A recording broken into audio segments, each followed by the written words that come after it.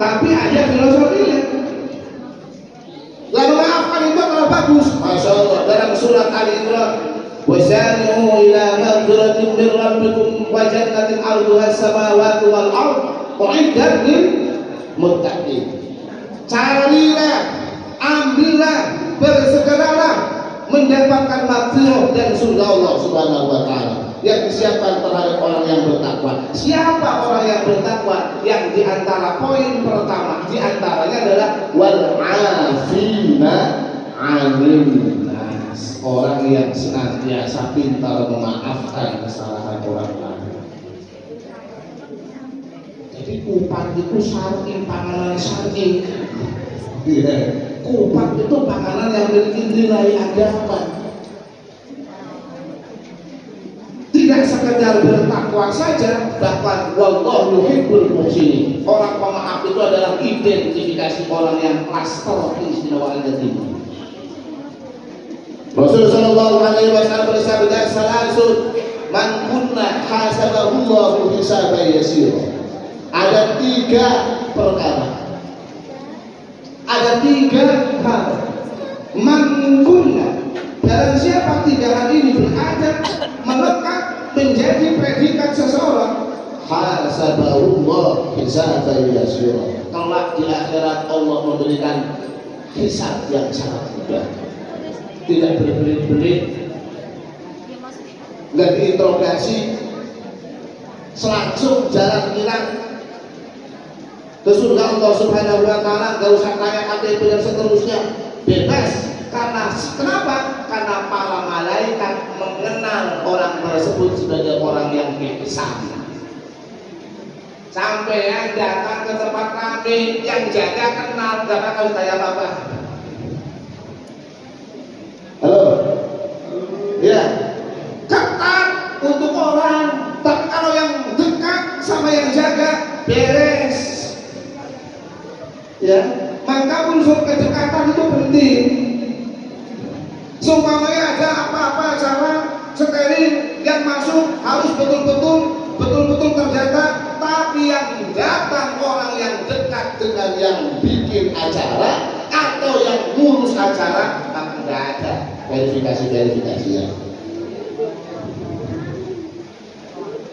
Surga Allah Subhanahu wa taala milik Allah Subhanahu wa taala. Allah menunjuk menjaga malaikat-malaikat yang masuknya, tapi karena orang ini sudah dikenalkan oleh Allah, orang-orang mulia itu dikenalkan oleh Allah, dibanggakan oleh Allah, dikenalkan oleh Allah terhadap malaikat. Fulan bin Fulan orang bagus, Fulan bin Fulan orang istimewa, Fulan bin Fulan adalah orang yang sangat berbuat baik. Malaikat semuanya kenal bahwa itu adalah orang yang dibanggakan, yang dekat dengan Allah Subhanahu wa taala. Gak berani nanya-nanya. Hasabahullah hisaban yasira. Siapa 3? Apa 3 hal itu tadi? Yang pertama adalah antakfua amman dzalama. Senantiasa memaafkan orang yang sudah berbuat zalim pada kita. Ya, gak gampang tapi memaafkan itu. Nah, minta maaf saja kadang-kadang gengsi.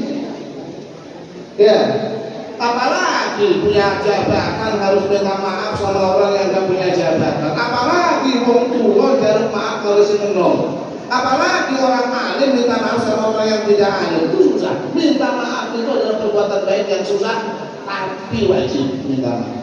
Memaafkan tidak wajib, dan itu sesuatu yang sangat mulia. Susah. Kadang-kadang ibu habis ditempelin suami setahun yang lalu, barang suaminya ngomong, maaf ya mak, waktu itu apa membeleng mama. Setahun yang lalu itu terasa lagi sakitnya, terasa lagi. Ya, sampean yang pernah ditipu sudah nggak ingat-ingat kerugiannya seberapa, itu sudah nggak ingat. Giliran yang nipu minta maaf, apa dulu saya nipu sampai 10 juta, kerasa kerugiannya muncul lagi. Maka yang menghalangi orang yang minta maaf itu itu adalah rasa sakit itu seperti baru di saat orang minta maaf. Makanya orang hebat itu ketika didolimi langsung memaafkan. Dan itu gak gampang. Apalagi kita berani untuk melakukan pembalasan, pasti dibalas. Makanya masuk dalam statement atau status orang yang sangat tinggi pemaaf. Yang kedua, orang yang mendapati hisab yang sangat ringan adalah wa'an tasira aman kotor. Orang yang senantiasa menyambut orang yang sudah memutus punya adik yang sudah tidak aku kita sambung. Silaturahim itu menyambut yang putus. Nah kalau tidak putus gimana? Itu bukan silaturahim, namanya muasyarah bil ma'ruf, mengharmonikan sebuah hubungan agar tidak retak. Yang namanya silaturahim itu orang memusuhi kita maafkan, orang semacam mengabaikan kita mendatangi, orang melupakan kita menyapa dan seterusnya. Itu namanya silaturahim. Dan yang ketiga, yaitu daripada karakter yang sangat mulia dimuliakan oleh Allah Subhanahu wa Ta'ala adalah apa? Memberi wa antum dia aman haram. Memberi terhadap orang yang gak pernah berhadiah, bersedekah terhadap kita. Loman sama orang pelit. Memberi terhadap orang yang gak pernah berbuat baik. Kalau sampai memberi sama orang yang memberi, itu namanya balas kasih. Biasa itu orang. Sore-sore nganterin kolak, pulang-pulang dianterin silo, itu kan biasa. Yang hebat itu orang gak pernah memberi sama kita, tapi kitanya rajin memberi. Itu luar biasa. Nah ini kupat yang ketiga. Kupat yang ketiga itu namanya apa? Luberan. Halo? Apa? Luberan. Luber atau luber? Hah? Luber itu loh, ini loh Bu. Ini nih, penuh ya. Ini penuh. Kalau ini diisi, udah penuh masih diisi saja, ya. Penuhnya tidak kurang, tapi isinya belum. Itu luberan. Tapi kalau diisi kosong itu kebocor. Luber itu adalah apa yang ada pada diri kita melebar terhadap yang lain. Apa artinya? Orang kalau sudah masuk lebaran, makanya ada zakat fitrah. Bagi-bagi.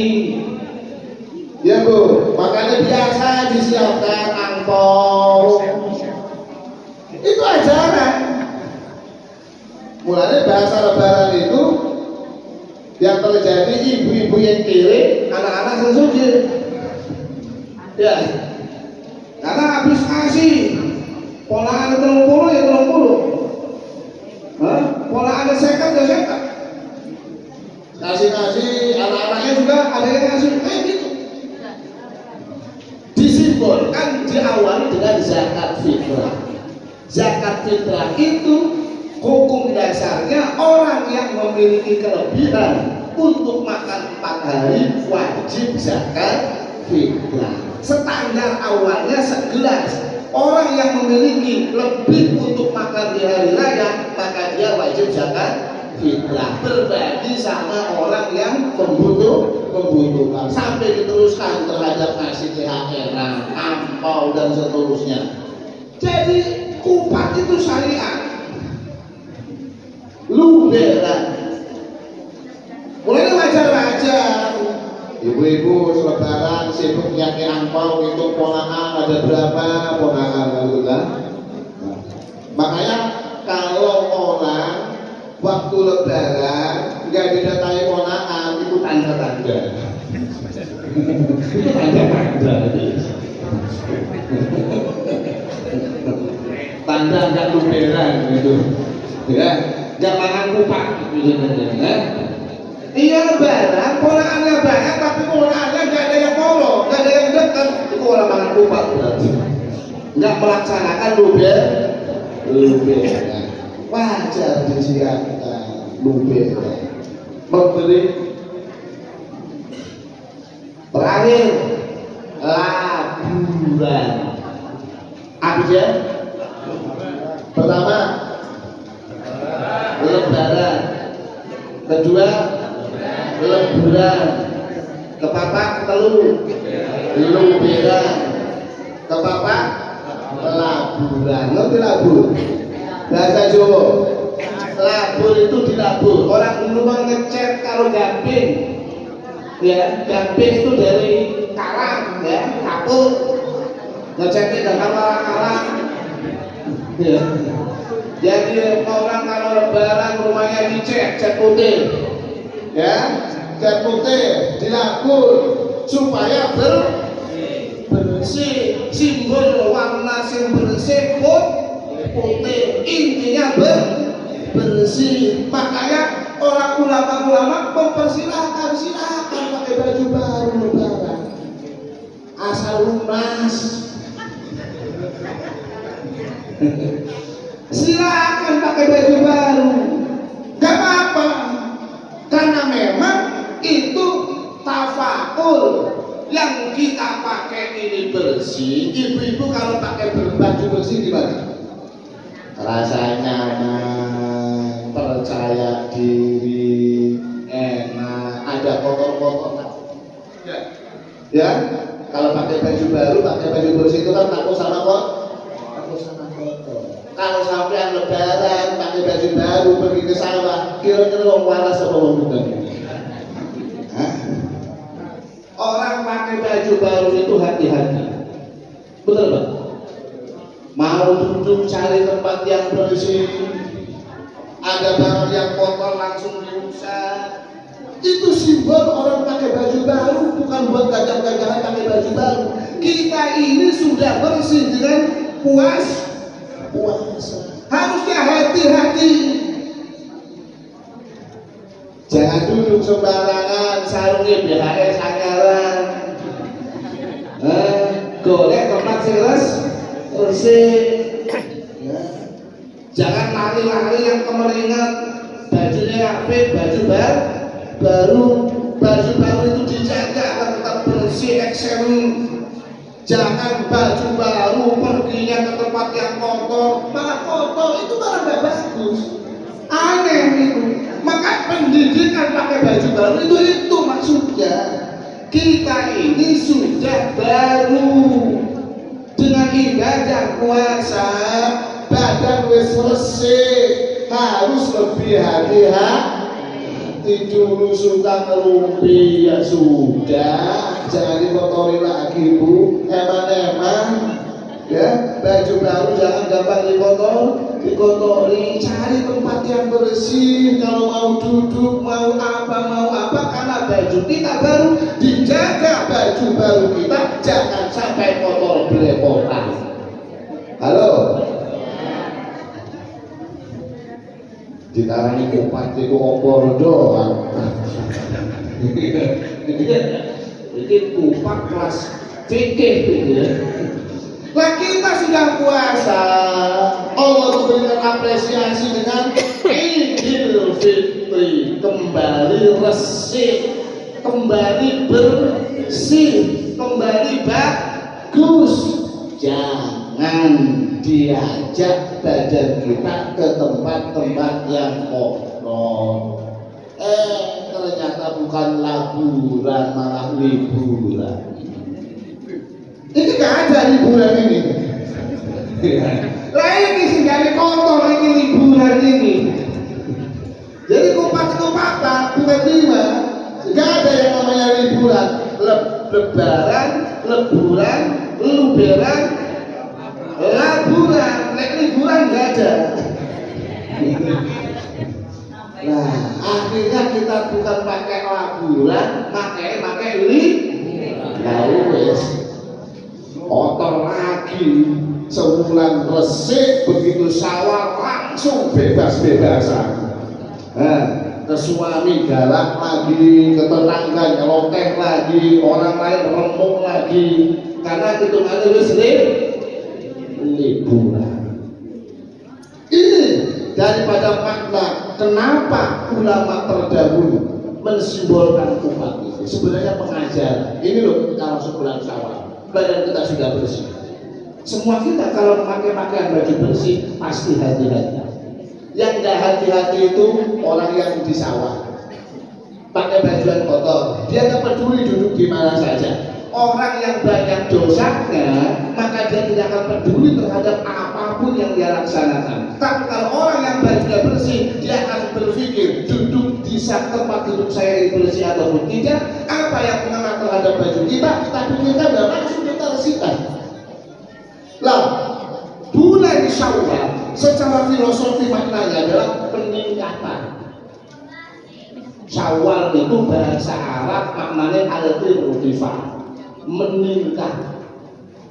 Setelah dibersihkan oleh Allah Subhanahu wa taala, kontrol pribadi kita meningkat. Rasa penjagaan kita meningkat. Istilahnya untuk apa? Ketika kita melaksanakan sesuatu yang dosa, kita menghindar. Sebagaimana baju kita jaga daripada kotor. Maka boleh kalau lebaran pakai baju baru itu boleh. Kadang-kadang seperti baju baru itu nggak dimaknai filosofinya. Makanya kalau ibu-ibu itu alhamdulillah puasa belum baju baru sudah 3. Bulan puasa belum mulai, tapi stok baju baru sudah ada. Kadang-kadang ngomong sama suaminya, "Wes Mas, nggak usah tuku-tuku kelabingnya, penting anak-anak wae." Ya penting anak-anak, dia udah kredit perlu bisa. Tanpa ketahuan. Jayanya kayak wong tawakal, kayak wong nrimo, padahal harus gasak dulu. Jadi alhamdulillah dia bojo ngerti, yang suaminya lagi rada susah, dia nggak mau beli baju baru, padahal sudah ada yang di sini kayak gitu. Alhamdulillah kabeh. Orang ngomong pakai baju baru nggak apa-apa, nggak apa-apa. Sebagai rasa syukuria. Kalau Abu Hasan Asy'ari itu waliullah. Tapi kelaminnya bagus-bagus. Jadi jangan dikira waliullah itu kelaminnya lurus-lurus. Nih makan bahasa kasar ini kelaminnya bagus-bagus. Mangannya enak-enak. Waliullah. Kenapa? Dalilnya ada. Manusia itu dengan hidup nikmat, dengan hidup enak, pakaian bagus, lebih gampang bersyukur kepada Allah. Lebih bisa bersyukur daripada kelambingnya welek, mangannya muter-muter tempe lagi, ikan asin lagi, Arab syukurnya udah ganti halo ya. Makanya kadang-kadang orang boleh makan enak, pakaian baru, motivasinya adalah untuk bisa gampang bersyukur kepada Allah Subhanahu wa taala. Bukan untuk gagah-gagahan, bukan untuk sombong-sombongan, tetapi untuk bersyukur sekaligus membahagiakan pemberinya. Contoh, sampean ngasih saya baju, umpama ngasih baju, ngasih sarung, kemudian saya pakai baju itu, saya pakai sarungnya, sampai yang memberi, senang nggak?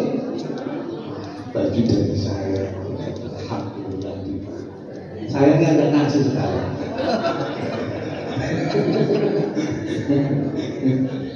Itu yang ngasih itu senang ketika melihat yang diberi itu memakai.